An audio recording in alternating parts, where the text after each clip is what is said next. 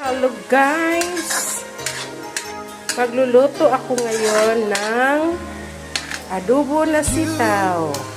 I-adobo ko muna ang pork bago ko ilagay ang sitaw. Ito yung sitaw. Eto na, lapit na maluto ang pork. Pag maluto na ito, lalagay ko itong sitaw. Okay na yung pork, ilagay na natin ang sitaw. Ito na yung sitaw. Lagyan natin ng tubig para maluto.